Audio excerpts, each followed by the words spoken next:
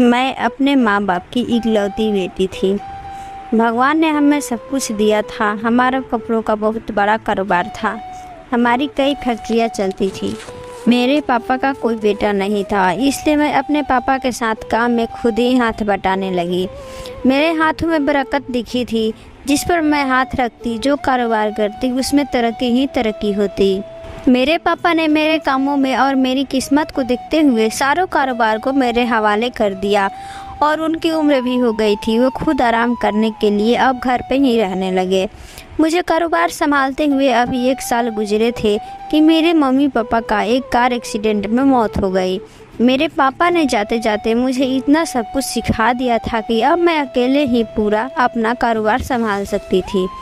लेकिन माँ बाप के गुजर जाने के बाद मैं बहुत अकेली हो गई थी और फिर यूँ ही हुआ कि अकेलेपन की वजह से मैं डिप्रेशन में रहने लगी और फिर सारा दिन मैं डिप्रेशन से बचने के लिए दफ्तर में गुजार देती, फैक्ट्रियों को विजिट करती और सड़कों पर घूमती। एक दिन फैक्ट्री विजिट के दौरान एक वर्कर मुझसे टकराया और मेरा पर्स नीचे गिर गया। उस वक्त शख्स ने मेरा पर्स उठाकर मुझे वापस किया। उस वक्त ये नहीं जानता था कि मैं इसी फैक्ट्री की मालिक हूँ। उस शख्स को पहली नज़र में ही मुझे अच्छा लगा और फिर मैंने फैक्ट्री मैनेजर से उस शख्स के बारे में पता लगवाया तो पता चला कि पिछले 4 सालों से वो हमारी फैक्ट्री में इंचार्ज के तौर पर काम कर रहा है। मैंने बहाने में उसे अपने दफ्तर बुलाया और बहुत सी जिम्मेदारी सौंपी और उसे अपना असिस्टेंट बना लिया। यूँ ही मेरे ऊपर इतनी जिम्मेदारियाँ थी कि एक वक्त में मुझे 2 से 3 असिस्टेंट की ज़रूरत पड़ती। इस तरह वो मेरा असिस्टेंट बनकर सारा दिन मेरे साथ रहता और हम दोनों इकट्ठे घूमते फिरते, फैक्ट्री का जायज़ा लेते और खाना पीना भी साथ खाते और वो मेरे साथ बहुत अच्छा व्यवहार करता था, मुझे इज्जत देता और मेरा ख्याल भी रखता। उस शख्स से मिलने के बाद मैं धीरे धीरे सारा डिप्रेशन ख़त्म हो गया। मैं उसके साथ बहुत खुश रहने लगी और हम दोनों को साथ में रहते 6 माह का वक्त मानो पलक झपकते ही गुजर गया। और फिर मैंने एक दिन उसे शादी के लिए प्रपोज कर दिया। पहले तो वो बहुत हैरान हुआ, फिर उसने मुझसे कुछ वक्त मांगा। उसका कहना था कि वो अपने घर वाले की इजाज़त लेकर ही मुझे बताएगा। उसने बताया कि उसकी फैमिली में उसकी 2 बड़ी बहनें हैं और उसका एक भाई। उसके माँ बाप कुछ वक्त पहले ही गुजर चुके थे। अपनी बहनों से अपनी शादी की इजाज़त लेना चाहता था। उसका कहना था कि अगर उसकी बहनें शादी के लिए इजाज़त दे देगी तो वही मुझसे शादी करेगा, क्योंकि मैंने शादी के लिए एक शर्त रखी थी कि मैं शादी करके उसके घर नहीं जाऊंगी, बल्कि वो मेरे घर आएगा और मैं उसके घर वालों से कोई लगाव नहीं रखूंगी और ना ही उसके घर वाले कभी मुझसे मिलने आएंगे। हमारी शादी में भी उसके घर वाले नहीं आएंगे, क्योंकि मैं जानती थी कि उसकी और मेरी क्लास में बहुत फ़र्क था और मैं यह नहीं चाहती कि मेरी दौलत देकर वो लोग लालच में आ जाए।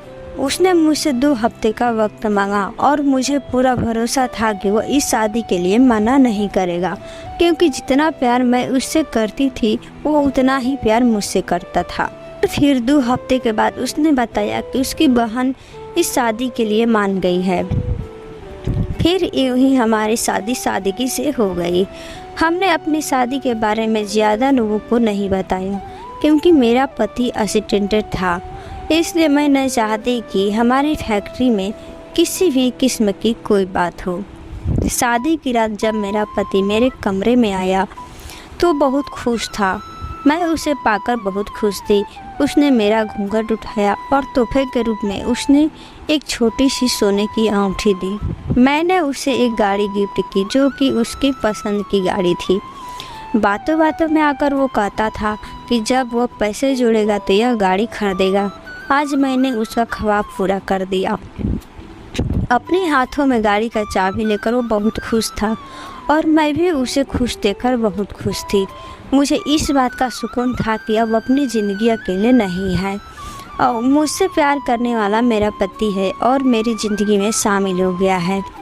मेरा पति अरुण, जो कि उम्र में मुझसे 10 साल बड़ा था, लेकिन मुझे इस बात से कोई फ़र्क नहीं पड़ता था, क्योंकि मुझे उससे प्यार था।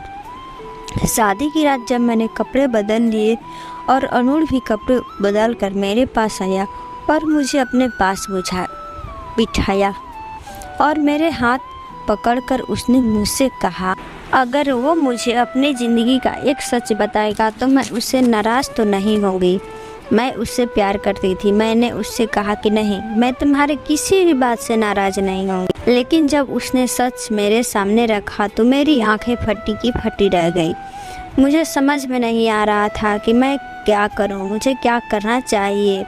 उसका यह सच मेरी पूरी ज़िंदगी पलट कर रख दिया। उसने मुझे बताया कि वो नामर्द है, जो मुझे ज़िंदगी की सबसे अहम खुशी नहीं दे सकता। जो एक पत्नी अपने पति से चाहती है वो मुझे नहीं दे सकता। मुझे ज़िंदगी भर अपने इस ख्वाहिश को मारना होगा। मैं यह सुनकर जैसे शक से मैं आ गई, क्योंकि वो पति पत्नी का रिश्ता तो ज़िंदगी का सबसे हसीन पल होता है और मैं इसी सुख से वंचित रहने वाली थी। मैं बहुत देर तक कुछ कहने के काबिल नहीं थी, लेकिन मुझे अरुण से बेइंतहा मोहब्बत थी। मैं उसे छोड़ना नहीं चाहती थी। मैं उससे बहुत नाराज़ हुई और उसके सच के साथ उसे अपना लिया। मैं उससे इसलिए नाराज़ नहीं थी कि वो ये बात मुझसे शादी से पहले क्यों नहीं बताई, और वो कहने लगा कि मुझसे बहुत प्यार करता और यह सब जानने के बाद मैं शादी से इनकार ना कर दूँ, और शादी से इनकार करने के बाद वो मेरे बिना जी नहीं सकता था। अगर मैं उसे छोड़ देती तो शायद वो मर जाता, और यूं ही हमारी शादीशुदा ज़िंदगी बिना कोई रिश्ता बनाए चल पड़ी। कभी कभी मेरा दिल चाहता है कि वो मुझसे ढेर सारा प्यार करे, पर मैं ये अच्छी तरह से जानती थी कि यह नामुमकिन नहीं है। मुझे अपनी ज़िंदगी बहुत बंजर लगने लगी। वो मेरे पास होकर भी मेरे पास नहीं होता था। मैं उसके सामने तड़पती रहती, लेकिन वो बेबस था। कभी कभी मुझे लगता था कि मैं अपने साथ बहुत गलत किया, लेकिन अरुण की मोहब्बत मुझ पर हावी हो जाती है। उसका सलूक मेरे साथ बहुत अच्छा था। वो मेरी बहुत इज्जत करता, वो मेरा ख्याल रखता, और सबसे बड़ी बात, मेरे माँ बाप के जाने के बाद उसने मुझे उनकी कमी कभी महसूस नहीं होने दी। हमारी शादी को धीरे धीरे करके 1 साल गुजर गए और मैं यह जानती थी कि वो हमेशा बेऔलाद रहेंगे, क्योंकि मेरा पति नामर्द है। एक दिन मैंने अरुण से बात की और हम कोई बच्चा गोद ले लेते हैं जिससे हमारी ज़िंदगी में खुशियाँ आ जाएगी, लेकिन अरुण ने हमेशा यह कहकर मना कर दिया कि हम किसी दूसरे के बच्चे को गोद नहीं ले सकते हैं, और मैं हमेशा उसके फैसले के आगे हार मान जाती थी। अब मेरा सारा कारोबार अरुण देखने लगा। मैंने काफ़ी प्रॉपर्टी अरुण के नाम कर दी थी। मेरी ज़िंदगी में मेरा वही सब कुछ अपना था। कभी कभी मुझे अपनी ज़िंदगी में बच्चे की कमी इस कदर महसूस होती कि मैं रोने लग जाती। अरुण मेरा रोना देखकर परेशान हो जाता और मुझे तसल्लियाँ देता कि भगवान ने हमारी किस्मत में अगर औलाद ही होगी तो ज़रूर मिल जाएगी, और उसकी यह बात सुनकर मैं सब्र कर लेती। हमारी शादी को 1-1.5 साल बाद अरुण ने मुझे बताया कि उसकी बहन का पति मर गया है। उसकी बहन की हालत बहुत ख़राब है और वो बहुत मुश्किल से अपने बच्चों को साथ गुजार रही है। इस बात पर मैंने अरुण से कहा कि हम तुम्हारी बहन की मदद कर सकते हैं, तुम जो चाहो अपनी बहन को दे सकते हो। अरुण ने कहा, मेरी बहन के पति के अचानक दिल का दौरा पड़ा और उनकी मौत हो गई। उनकी मौत के बाद उसके ससुराल वाले ने अपने साथ रखने से तैयार नहीं है, इसलिए मेरी बहन अपने छोटे से बच्चे के साथ अकेली रहती है, जबकि उसका बच्चा सिर्फ 2 महीने का है।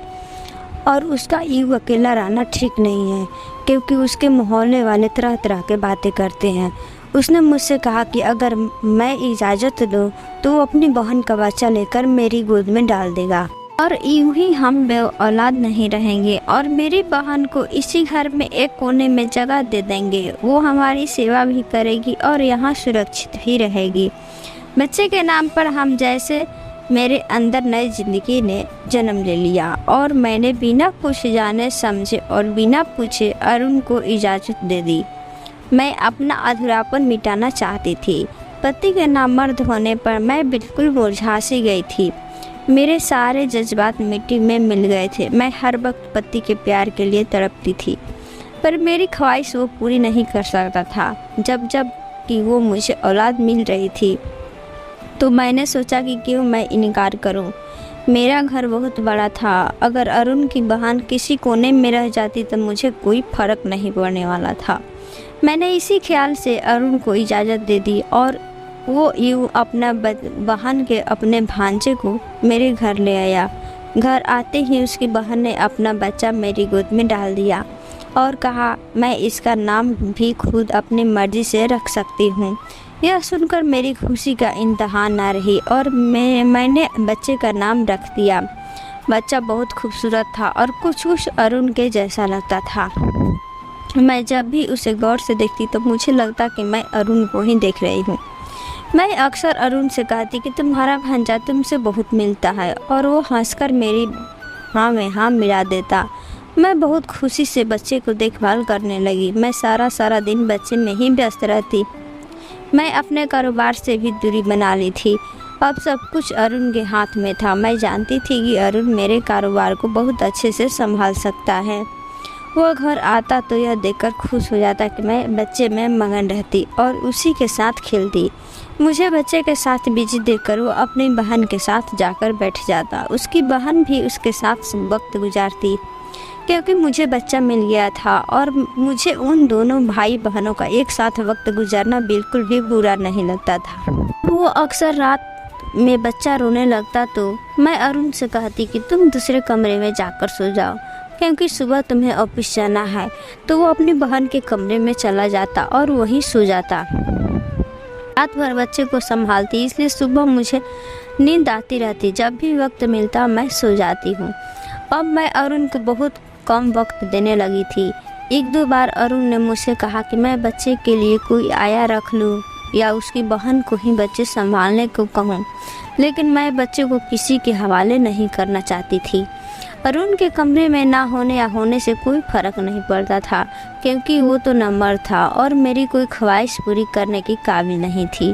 मुझसे उससे मोहब्बत ना होती तो मैं उसे शादी की पहली रात ही छोड़ देती, लेकिन उसकी मोहब्बत ने मुझे बांध दिया था और जब यह बच्चा मेरे पास आया तो मुझे ज़िंदगी की सबसे बड़ी खुशी मिल गई थी। अब मुझे अरुण से भी उतना लगाव नहीं था जितना इस बच्चे से था। पालते पालते मुझे 3 से 4 महीने गुजर गए।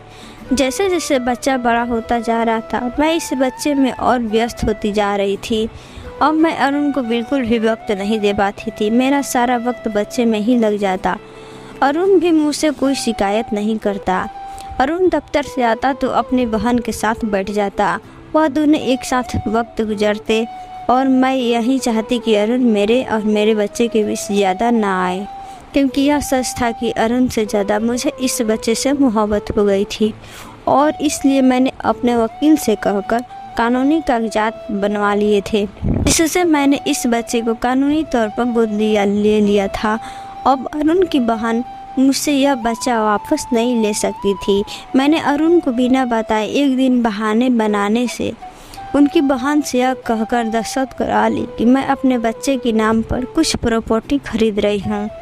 मेरे मुंह से यह सुनकर अरुण की बहन बहुत खुश हो गई थी और उसने बिना कागजात पढ़े ही दस्तखत कर दिए और यह बच्चा अब कानूनी तौर पर मेरा हो गया था, जिससे उसकी माँ भी अब उसे वापस नहीं ले सकती थी। एक दिन बच्चे को नहलाते वक्त मेरी नज़र उसके पाँव पर पड़ी तो मैंने देखा वहाँ कुछ नीले रंग का उभरा हुआ निशान था। मुझे यह देखकर हैरत हुई क्योंकि मेरे पति अरुण के भी पाँव पर बिल्कुल वैसा ही निशान था, क्योंकि जब बच्चा बड़ा हो रहा था तो यह निशान वक्त के साथ साथ साफ दिखाई दे रहा था। कुछ देर तक यह मैं सोचती रही कि किसी बच्चे का उसके मामा से पैदाइशी निशान कैसे मिल सकते हैं। फिर मैंने सोचा जिस तरह से ये बच्चा शक्ल में अपने मामा जैसा है, हो सकता है यह पैदाइशी निशान भी उसके मामा जैसा ही हो। पर जो भी था, लेकिन यह मेरा दिल कह रहा था कि कुछ तो बात है जिससे मैं बेखबर हूँ। मैं यह जानना चाहती थी कि इस बच्चे का बाप देखने में कैसा था, क्योंकि अरुण की बहन अरुण से बिल्कुल अलग थी। जब से मैंने बच्चे के पाँव में यह निशान देखा था तो मेरे दिल में एक अजीब सी बेचैनी थी। जाने क्यों मेरा यह दिल कह रहा था ये बच्चा अरुण का है। एक दिन मैं रात के वक्त जब बच्चे का दूध लेने किचन की तरफ जा रही थी तो ना जाने किस ख्याल में मैं अरुण के बहन के कमरे की तरफ बढ़ गई, लेकिन जैसे ही मैं दरवाजे तक पहुंची तो यह देखकर हैरान रह गई कि दोनों एक दूसरे में मगन थे। कमरे का दरवाजा पूरी तरह से बंद नहीं था और मुझे उन दोनों की झलक नजर आ रही थी। अरुण की बहन की आवाज़ें मुझे साफ सुनाई दे रही थी। वह अरुण से कहने लगी, पहले दरवाज़ा तो लॉक करो, कहीं तुम्हारी दूसरी बीवी यहाँ पर आ गई तो वो जान जाएगी तुम ना मर्द नहीं हो बल्कि तुम में तो मर्दानगी कुट कुट कर भरी है। यह कहकर वह हंसने लगी। इस बात पर अरुण ने कहा, बेवकूफ़ को इतनी फुर्सत कहाँ कि वो यहाँ पर आए। वह तो हमारा बच्चा लेकर दिन रात उसी के पीछे लगी रहती है, जैसे कि वो बच्चा उसी ने पैदा किया हो। एक बात तुम जानती हो, वह मेरे साथ को पाने के लिए बहुत तड़पती है, पर मैं तुम्हारी मोहब्बत में इतना सच्चा हूँ कि उसकी तरफ देखता भी नहीं। और मैंने किस तरह दुनिया की सारी खुशियाँ तुम्हारे कदमों में रख दी। तुम छोटी छोटी चीज़ों को तरसती थी, देखो अब इतने बड़े बंगले में कैसे शान से रहती हो। हमारा बच्चा भी अच्छी ज़िंदगी जी रहा है और तुम्हें उसे संभालना भी नहीं पड़ता। फ्री में आया भी मिल गई है और हमारी किस्मत भी संवर गई है। तुम यूं ही मुझे उससे शादी करने के लिए रोक रही थी। मैंने कहा था ना कि वो अनाथ जिसका इस दुनिया में कोई नहीं, वो सिर्फ मोहब्बत की भिखारन है। मैंने ज़रा सा उसका साथ कह दिया कि उसने सारा कारोबार मेरे ही हवाले कर दिया। तुम्हारा पति बॉस है, बॉस सभी मेरे आगे पीछे घूमते हैं और वो औरत तो मेरी मर्दानगी के बगैर ही मुझसे चिपकी रहती है। तुम्हें क्या बताऊं कि वो रात में ऐसी हरकत करती है कि मुझे खुद पर काबू पाना मुश्किल हो जाता है। आज अरुण ने हर वह हद पार कर दी थी जो हमारे बीच रिश्ते ख़त्म करने के लिए काफ़ी था। यह सारी बातें करने के बाद उसने जिसको अपनी बहन को कहा उसके पास चला। मैं यह जानकर हैरान थी कि मेरा पति न मर्द नहीं था बल्कि उसने मुझसे झूठ बोला था। मेरे आंसू मेरी आंखें से टपक रहे थे और मेरी मोहब्बत की चिता जला दी गई थी। मेरे लिए सब कुछ बर्दाश्त से बाहर था। मैं आंसू बहाते अपने कमरे में चली आई।